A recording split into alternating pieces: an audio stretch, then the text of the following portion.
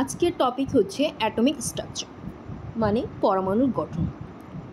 প্রথম যেটা হলো আগে পড়বো যে কেমিস্ট্রি অ্যাকচুয়ালি আমরা কেন পড়ব, কেমিস্ট্রি আমাদের বিজ্ঞানের কোন বিষয় নিয়ে আলোচনা করে। কেমিস্ট্রি বিষয়টা হচ্ছে branch of science in which we study about কি কেমিক্যাল অ্যান্ড এলিমেন্টস। কেমিস্ট্রি হচ্ছে বিজ্ঞানের এমন একটি শাখা যে বিষয়তে আমরা কোনগুলো পড়াশোনা করি, যেটা হচ্ছে কেমিক্যাল, কী করে কোনো রাসায়নিক বিক্রিয়া ঘটছে, অথবা এলিমেন্ট বলতে কি কি পরমাণু রয়েছে, যেমন হাইড্রোজেন, অক্সিজেন, নাইট্রোজেন, কার্বন, এই এলিমেন্টগুলোর আরও ডিটেলসে আমরা পড়ব। তাহলে শুরু করা যাক। অ্যাটমিক স্ট্রাকচার শুরু করার আগেই বলি অ্যাটমটা কি। অ্যাটমটা হচ্ছে একটা স্মল পার্টিকেল, ছোট্ট একটা পরমাণু, যেটা কি আর কি পরমাণু কী করে তৈরি হচ্ছে সেটা। স্মল পার্টিকেল, ছোট্ট একটা কণা, which can not be further divided is known as atom. Atom হচ্ছে কি বা পরমাণু হচ্ছে একটা ছোট্ট একটা পার্টিকেল বা কণা, যেটাকে আমি ফার্দার ডিভাইড করতে পারি না, মানে আর কোনোভাবে সেটাকে আমরা ভাঙতে পারি না। একটা এখানে পরমাণু গঠন দেখো, পরমাণু গঠনের মাঝখানে রয়েছে কি নিউক্লিয়াস। এই নিউক্লিয়াসের মধ্যে কি রয়েছে, নিউক্লিয়াসের মধ্যে রয়েছে প্রোটন, আরেকটা রয়েছে নিউট্রন। প্রোটনের চার্জ কি পজিটিভ, নিউট্রনের চার্জ কোনো কিছুই নেই, অর্থাৎ নিউট্রন কি নিস্তড়িৎ। আর কক্ষপথগুলিতে রয়েছে, সেই কক্ষপথগুলিকে আমরা বলি হচ্ছে অরবিট। এই অরবিটে রয়েছে তোমার হচ্ছে কি ইলেকট্রনগুলো রয়েছে। এই ইলেকট্রনগুলোর চার্জ কি, চার্জগুলো হচ্ছে নেগেটিভ। ঠিক আছে, তাহলে দেখো পরবর্তীকালে আরও জানা হয়েছে না, এটাকে যে প্রথমে বলা হয়েছে কি অ্যাটম কি হচ্ছে একটা ছোট্ট কণা, যেটাকে আর ফার্দার ডিভাইড করা যায় না, কিন্তু পরবর্তীকালে কি হচ্ছে অ্যাটমকেও আর কি ফার্দার ডিভাইড করা গিয়েছে। সেই ফার্দার ডিভাইডকে আমরা কী নাম দিয়েছি, কোয়ার্ক নাম দিয়েছি। কী নাম দিয়েছি, কোয়ার্ক, নিউক্লিয়ন অর কোয়ার্ক। ঠিক আছে, অর্থাৎ কি নিউক্লিয়ন কি প্রোটন ও নিউট্রনের সমন্বয়ে গঠিত, আর কি সেটাকে আমরা নাম দিয়েছি কি কোয়ার্ক দিয়েছি। এই কোয়ার্কের ডিসকাভারি কে করেছিল, মুররি জেলম্যান। কে করেছে, মুররি জেলম্যান। ঠিক আছে, তারপরে যে এই যে নিউক্লিয়াস মাঝখানে রয়েছে, পরমাণুর মাঝখানে রয়েছে, এই পরমাণুর মাঝখানে যে নিউক্লিয়াসের খোঁজ করেছিলেন বিজ্ঞানী হচ্ছে রাদারফোর্ড। রাদারফোর্ড কী করে তারা এটা খোঁজ পেয়েছেন, আলফা স্ক্যাটারিং এক্সপেরিমেন্টের মধ্যে। আলফা স্ক্যাটারিং এক্সপেরিমেন্ট কি, উনি একটা সোনার পাত নিয়েছিলেন, ওখানে আর কি আলফা কলার বিচ্ছুরণ ঘটিয়েছিলেন, তার থেকে তিনি আর কি তোমার নিউক্লিয়াসের খোঁজ পেয়েছিলেন। কোন বিজ্ঞানী, রাদারফোর্ড। আচ্ছা, এবার দেখো নিউট্রন ও প্রোটন, এই যে রয়েছে নিউট্রন ও প্রোটন পরমাণু কেন্দ্রক বা নিউক্লিয়াসের মধ্যে আর কি আবদ্ধ রয়েছে, ওখানে একটা বল কাজ করে, সেটার নাম হচ্ছে নিউক্লিয়ার ফোর্স বা নাভিকীয় বল।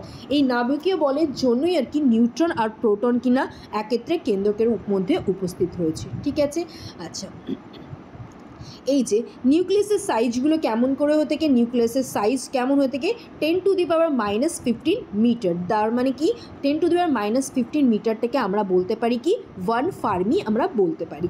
ঠিক আছে, তারপর দেখো এটাকে আমরা নিউক্লিয়াসের সাইজ কী দিয়ে মেজার করি, কোন ইউনিটে মেজার করি, ইউনিট মেজার করি ফার্মিতে মেজার করি। ঠিক আছে, কিন্তু একটা অ্যাটমের সাইজ আর কি আমরা কিসে মেজার করি, 10⁻⁻10 মিটার অথবা 1 অ্যামস্ট্রংয়ে আর কি মেজার করি। দেখতেই পাচ্ছ এই ছবিতে, এখানে ছবিতে দেখা যাচ্ছে একটা নিউক্লিয়াস ছোট্ট মতো রয়েছে, নিউক্লিয়াসের সাইজ তুলনামূলক ছোট, আর অ্যাটম একটা পুরোটা মিলেই হচ্ছে প্রোটন, নিউট্রন আর ইলেকট্রন মিলেই হচ্ছে অ্যাটম, তার মানে তুলনামূলক অ্যাটমের সাইজ বড়। তাহলে অ্যাটমকে মেজারমেন্ট করা হয় কিসের সাহায্যে, অ্যামস্ট্রং দ্বারা মেজারমেন্ট করা হয়, আর নিউক্লিয়াসকে মেজারমেন্ট করা হয় কোন এককে, ফার্মি এককে মেজারমেন্ট করা হয়ে থাকে। ঠিক আছে, আচ্ছা দেখো এইবার আমরা পড়ব অরবিট বা সেল। এই যে দেখতে পাচ্ছ ইলেকট্রনগুলি কি প্রত্যেকটা কক্ষপথগুলিতে আর কি ঘুরছে। ঠিক আছে, এই যে প্রথম যেমন ফার্স্ট কক্ষপথের আমরা নাম দিয়েছি কি কে সেল, তারপরটাকে নাম দিয়েছি এল সেল, তারপরটা এম, তারপর এন, এরকম করে সেলগুলো থাকতে পারে। Maximum number of cell, maximum মানে সেলে কতটা ইলেকট্রন থাকতে পারে সেটা আমরা কোন নাম কীভাবে একটা ক্যালকুলেশন করি, 2n² ফর্মুলা দিয়ে। এখানে এন কি, এন হচ্ছে নাম্বার অফ কি অরবিট, এখানে এনটা কি নাম্বার অফ অরবিট বা নাম্বার অফ আর কি কতগুলো, যখন এটা যেমন এখানে প্রথম কক্ষপথ, এটা ফার্স্ট কক্ষপথ, তাহলে 2 × 1² করে দিলে হচ্ছে কি 2, তাহলে প্রথম কক্ষপথে কটা ইলেকট্রন থাকতে পারে, কমপক্ষে কক্ষে ম্যাক্সিমাম কটা 2টো ইলেকট্রন থাকতে পারে।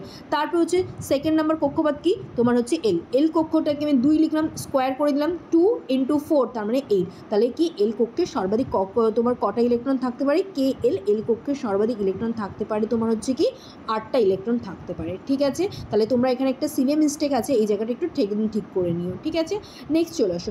এই যে অ্যাটমিক থিওরি সর্বপ্রথম দিয়েছিলেন কোন বিজ্ঞানী? সর্বপ্রথম দিয়েছিলেন বিজ্ঞানী হচ্ছে জন ডাল্টন দিয়েছিলেন। ঠিক আছে, স্ট্রংগেস্ট ফোর্স আমাদের মধ্যে সবচেয়ে বেশি একটা স্ট্রংগেস্ট ফোর্স ইন দ্য ইউনিভার্সের মধ্যে সবচেয়ে স্ট্রংগেস্ট ফোর্স কি? Nuclear force. তারপরে চলে আসে সবচেয়ে কম, যেটা সবচেয়ে উইকেস্ট ফোর্স যেটাকে বলা হয় গ্র্যাভিটেশনাল ফোর্স, যেটাকে আমরা কী দ্বারা ডিনোট করি? জি দিয়ে ডিনোট করি। ঠিক আছে, আচ্ছা নেক্সট চলে আসছে এখানে কতগুলো এলিমেন্টের সিম্বল, এলিমেন্টের অ্যাটমিক নাম্বার, এলিমেন্টের হচ্ছে কি অ্যাটমিক মাস, এগুলো তোমাদেরকে মনে রাখতে হবে। প্রথম কি hydrogen, helium, lithium, beryllium, boron, carbon, nitrogen, oxygen, fluorine, minimum অন্তত তোমরা হলেও 20টা মতো লার্ন করে রাখার চেষ্টা করো। আর এখানে যেগুলো পরে দেওয়া আছে যেমন zinc, copper, nickel, cobalt, iron, manganese, এটা তোমরা করতে করতে ইলেকট্রন যখন কনফিগারেশন করবো, দ্যাট মিনস মানে ইলেকট্রন যখন বিন্যাস করবো তখন তোমরা অটোমেটিক জানতে পারবে। এইবার চলে আসছে কি অ্যাটমিক নাম্বার। অ্যাটমিক নাম্বার কি? একটা মানে তোমার অ্যাটমের মধ্যে কতগুলো প্রোটন উপস্থিত আছে সেটাকে আমরা বলবো কি নাকি অ্যাটমিক নাম্বার। একটা অ্যাটমের মধ্যে অর্থাৎ অ্যাটমের মধ্যে কী হচ্ছে? নিউক্লিয়াসের মাঝখানে কি আছে? প্রোটন আছে, তাই তো? এই তার নিউক্লিয়াসের মাঝখানে কি আছে? প্রোটন আছে। সেই প্রোটনের মধ্যে প্রোটনের কতগুলো আছে সেটাকে আমরা কি বলবো? অ্যাটমিক আর কি নাম্বার বলবো। নেক্সট চলে আছে অ্যাটমিক মাস। অ্যাটমিক মাস কি? Total number of proton and neutron in present in a atom. অ্যাটমের মধ্যে যতটা প্রোটন আছে আর যতটা নিউট্রন আছে তাদের সমষ্টিকে আমরা কি বলবো? অ্যাটমিক মাস বলবো। ঠিক আছে, তাদের সমষ্টিকে আমরা কি বলতে পারি? অ্যাটমিক মাস বলতে পারি। এবার দেখো আমরা যে জিনিসগুলো বললাম এতক্ষণ ধরে, আমি কি কি বিষয় নিয়ে তাহলে আলোচনা করেছি। আলোচনার বিষয়টা হলো আমি বললাম কেমিস্ট্রি হচ্ছে বিজ্ঞানে এমন একটি শাখা যেখানে আমরা কী বিষয় নিয়ে পড়াশোনা করি? কেমিক্যাল আর এলিমেন্টস নিয়ে আলোচনা করি। ঠিক আছে, আচ্ছা আর জানো তো ফাদার অফ দ্য কেমিস্ট্রি কাকে বলে? ল্যাভোসিয়ারকে বলা হতো ফাদার অফ দ্য কেমিস্ট্রি। রসায়নের জনক কাকে বলা হয়? ল্যাভোসিয়ারকে বলা হয়। আজকে যে টপিকটা নিয়ে আমরা আলোচনা করছিলাম সেটা হচ্ছে অ্যাটমিক স্ট্রাকচার মানে পরমাণুর গঠন। প্রথমেই বলেছি অ্যাটমটা কি? অ্যাটম হচ্ছে একটা স্মল পার্টিকেল যেটাকে আমরা কখনোই ফার্দার ডিভাইড করতে পারি না, তাই তো? যেমন কিন্তু পরে দেখা গেছে অ্যাটমকেও আর কি সাব অ্যাটমিক পার্ট আছে। ঠিক আছে, সেটা কি? নিউক্লিয়াস আছে আর নিউক্লিয়াসের চারিদিকে কি আছে? অরবিট আছে। ঠিক আছে, তাহলে সাব অ্যাটমিক পার্ট কি? সাব অ্যাটমিক পার্টের মধ্যে রয়েছে প্রোটন আর নিউট্রন, যেটা কার মধ্যে লোকেটেড? সেটা হচ্ছে নিউক্লিয়াসের মধ্যে অবস্থিত। আর তার কক্ষপথগুলিতে কী রয়েছে? তার কক্ষপথগুলিতে রয়েছে দ্যাট মিনস কি অরবিটে কি উপস্থিত রয়েছে? অরবিটে উপস্থিত রয়েছে আর কি ইলেকট্রন। এইবার চলে আসছে কি জিনিসগুলো। আচ্ছা এই যে অরবিটের মধ্যে যে সাব অ্যাটমিক পার্টিকেলগুলো খোঁজ পাওয়া গেছে, এই জন্যই এটাকে আমরা নাম দেওয়া হয়েছিল কি? কোয়ার্ক নাম দেওয়া আছে। ঠিক আছে, আচ্ছা যাই হোক না কেন এই কোয়ার্কের খোঁজ করেছিলাম কি? মুররি জেলম্যান আর কি খোঁজ করেছিলাম। আচ্ছা এই যে নিউক্লিয়াসের খোঁজ করেছিলাম বিজ্ঞানী রাদারফোর্ড কোন পরীক্ষার করতে গিয়ে? আলফা এক্সপেরিমেন্ট করতে, আলফা পার্টিকেল স্ক্যাটারিং পরীক্ষা করতে গিয়ে তিনি হচ্ছে আর কি নিউক্লিয়াসের খোঁজ পেয়েছিলেন। আর নিউট্রন ও প্রোটনের মধ্যে এক ধরনের যে পরমাণু কেন্দ্রকে আর কি আবদ্ধ রয়েছে, একটা স্ট্রিক রয়েছে। কোনো কক্ষপথগুলি যেমন ইলেকট্রনগুলি প্রত্যেকটা আলাদা আলাদা কক্ষপথগুলিতে রয়েছে, কিন্তু নিউক্লিয়াসের মধ্যেই প্রোটন ও নিউট্রন আবদ্ধ রয়েছে বিকজ অফ কি? নিউক্লিয়ার ফোর্সের জন্য। নিউক্লিয়াস ফোর্সের সবচেয়ে স্ট্রংগেস্ট ফোর্স বলা যায়। ঠিক আছে, আর নিউক্লিয়াসের যে রেডিয়াস আছে সেটা কিসের দ্বারা মেজারমেন্ট করা হয় থেকে? নিউক্লিয়াসের রেডিয়াস মেজারমেন্ট করা হয় থেকে ফার্মি ইউনিটে, অর্থাৎ 1 ফার্মি ইকুয়াল টু 10⁻⁻15 মিটার। তারপরে চলে আসছে অ্যাটমের রেডিয়াসটা কিসের সাহায্যে মেজার করাতে? অ্যামস্ট্রং ইউনিটে মেজারমেন্ট করাতে 1 অ্যামস্ট্রং ইকুয়াল টু 10⁻10 আর কি মিটার। অরবিট নিয়ে কথা বলেছি। অরবিট আমি বলেছি প্রত্যেকটা যেমন প্রথম অরবিটকে কে, তারপরে এল, এম, এন এরম করে অরবিট আছে। অরবিটকে আমরা শেলও বলতে পারি, ঠিক আছে, বা কক্ষ বলতে পারি। ঠিক আছে, একটা কক্ষ কতটা পরিমাণ ইলেকট্রন থাকতে পারে সেটা আমরা কোন ফর্মুলা থ্রুকে মানে কোন ফর্মুলা থ্রু থেকে বার করতে পারি? 2n², যেখানে n হচ্ছে নাম্বার অফ দ্য অরবিট। ওকে, বুঝতে পেরেছ? আচ্ছা নেক্সট চলে আসছে কি আমরা এই যে অ্যাটমিক থিওরিটা দিয়েছিলাম বিজ্ঞানী সর্বপ্রথম আর কি যে তোমার পরমাণু বিষয়ের থিওরি দিয়েছিলেন তিনি হচ্ছেন জন ডাল্টন। তারপর সবচেয়ে বেশি বলে দিয়েছি অলরেডি, স্ট্রংগেস্ট ফোর্স হচ্ছে নিউক্লিয়াস ফোর্স, উইকেস্ট ফোর্স হচ্ছে কি গ্র্যাভিটেশনাল ফোর্স। ওকে, অ্যাটমিক নাম্বার কি বলেছি, একটা পরমাণুর কেন্দ্রকে যতগুলো প্রোটন থাকে সেই প্রোটনের সংখ্যাটাকেই বলা হচ্ছে অ্যাটমিক নাম্বার বলা হচ্ছে। অ্যাটমিক মাস কাকে বলা হচ্ছে, যে একটা পরমাণুর মধ্যে যত সংখ্যক প্রোটন আর যত সংখ্যক নিউট্রন রয়েছে সেই তাকেই বলা হচ্ছে কি তোমার আর কি তোমার অ্যাটমিক মাস বলা হচ্ছে।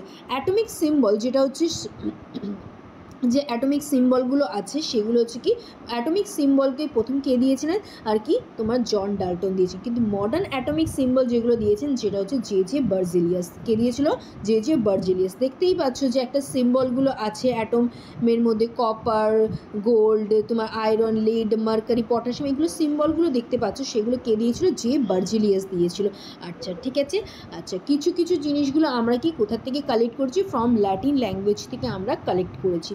একটা কম্পোনেন্ট এখানে দেখো আমি রিপ্রেজেন্ট করেছি কিভাবে, এখানে এক্স দিয়ে যে কোনো একটা কম্পোনেন্ট বা যে কোনো একটা এলিমেন্ট ধরে নাও, এলিমেন্টের এই দিকে নিচে জেড দ্বারা যেটাকে আমি ডিনোট করছি সেটাকে অ্যাটমিক নাম্বার বলা হচ্ছে, আর মাথার দিকে যেটা রয়েছে এই সেটা হচ্ছে অ্যাটমিক মাস দ্বারা ডিনোট করা হচ্ছে। ঠিক আছে। আচ্ছা, এবার দেখো এখানে ইলেকট্রন রয়েছে, প্রোটন রয়েছে আর নিউট্রন রয়েছে। অলরেডি আমি তোমাদেরকে বলেছিলাম ইলেকট্রনের কি চার্জ হচ্ছে নেগেটিভ, প্রোটনের চার্জ হচ্ছে পজিটিভ মানে ধনাত্মক, আর নিউট্রনের কোনো চার্জ নেই অর্থাৎ নিস্তড়িত বা no charge have. Okay, so দেখো এখানে আমি একটা জিনিস তোমাদেরকে বলি, এখানে আমার সোডিয়াম রয়েছে নিচে 11 রয়েছে মানে অ্যাটমিক নাম্বার 11, আর তোমার হচ্ছে অ্যাটমিক মাস হচ্ছে ওর 20।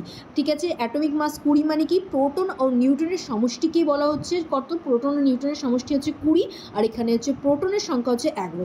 যদি 20 থেকে আমি 11 বাদ দিই তাহলে কি হচ্ছে, 9 হচ্ছে, তাই তো, তাহলে 9টা হচ্ছে কি ওর নিউট্রন নম্বর হয়ে গেল। ঠিক আছে, মাথায় মনে রাখবে একটা জিনিস, মাথায় যেটা ঢুকিয়ে রাখবে সেটা হচ্ছে প্রোটন সংখ্যা, ইলেকট্রন সংখ্যা, এগুলো সব কটার কিন্তু একই ভ্যালু হয়ে থাকে। ঠিক আছে।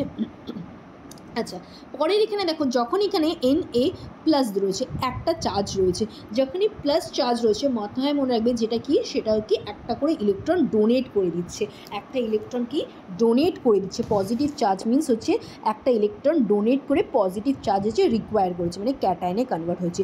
সেই জন্য ওর কী ছিল, 11 ছিল অ্যাটমিক নাম্বার, সো 11 লিখলাম। যেহেতু পজিটিভ চার্জ রয়েছে সেই জন্য কি 11 - 1 that means at present charge কত, 10। ঠিক আছে। আচ্ছা, তাহলে এই পর্যন্ত বুঝতে পেরেছো আর কি। আর অ্যাটমিক মাসটা আমি এক্ষুনি বললাম 23 এখানে লেখা আছে, তার মানে এটা কি প্রোটন প্লাস নিউট্রন। এক্ষুনি আমি বার করে দিলাম নিউট্রনের সংখ্যাটা এখান থেকে বার করলাম, বাট এখানে সোডিয়াম 20 ছিল, বাট এখানে সোডিয়াম মেইনলি হচ্ছে 23 ইন জেনারেল কেসে আর কি হয়ে থাকে। ঠিক আছে, এখানে নিচে দ্বারা আমি দেখিয়ে দিলাম। আচ্ছা, এইবার দেখো হেনরি মোসলে উনি একজন সায়েন্টিস্ট, উনি বলেছিলেন যে কোনো কিছুর যে কেমিক্যাল প্রপার্টিসগুলো সেটা মেইনলি কার উপর ডিপেন্ড করে, কোনো কিছুরই অ্যাটমের একটা কেমিক্যাল প্রপার্টি মানে সে কার সাথে বিক্রিয়া করবে বা কার সাথে বিক্রিয়া করবে, অ্যাসিডের সাথে বিক্রিয়া করবে না ক্ষারের সাথে বিক্রিয়া করবে বা লবণের সাথে বিক্রিয়া করবে, এইগুলো ডিপেন্ড করে কার উপর, মেইনলি ডিপেন্ড করে অ্যাটমিক নাম্বারের উপর আর কি ডিপেন্ড করে। সবসময় মনে রাখবে, দেখেছো নিশ্চয়ই অ্যাটমিক মাসটা যেহেতু প্রোটন আর নিউট্রন সংখ্যার সমষ্টি, নিশ্চয়ই সেটা অ্যাটমিক নাম্বার থেকে অলওয়েজ বড় হবে, সেটাই এখানে লেখা হয়েছে। ঠিক আছে, হেনরি মোসলেও কিন্তু তার অ্যাটমিক যে তার পিরিয়ডিক টেবিলটা বানিয়েছিল, যে আর কি পর্যায় সারণী বানিয়েছিল, যেটা আধুনিক পর্যায় সারণী, সেটাতেও তিনি তাকে কার উপর ভিত্তি করে বানিয়েছিলেন, তিনি বানিয়েছিলেন অ্যাটমিক নাম্বারের উপরে বেস করেই কিন্তু বানিয়েছিলেন। ঠিক আছে, নেক্সট দেখো এখানে কয়েকটা জিনিস আমি একটু বলে দিই, যেটা হচ্ছে আর বেশি নেই এখানে, একটু আজকে এই বিষয়টা পুরোটাই বলে দিই একেবারে। তোমার যেটা হচ্ছে ইলেকট্রনের খোঁজ করেছিলেন বিজ্ঞানী জে থমসন করেছিলেন। ইলেকট্রনের চার্জ মনে রাখবে, চার্জের একক সবসময় মনে রাখবে কুলম, 1.6 × 10⁻19 কুলম, আর এখানে একটা মাইনাস সিম্বল হবে, এখানে দেওয়ানি মাইনাসটা দিয়ে দেবে।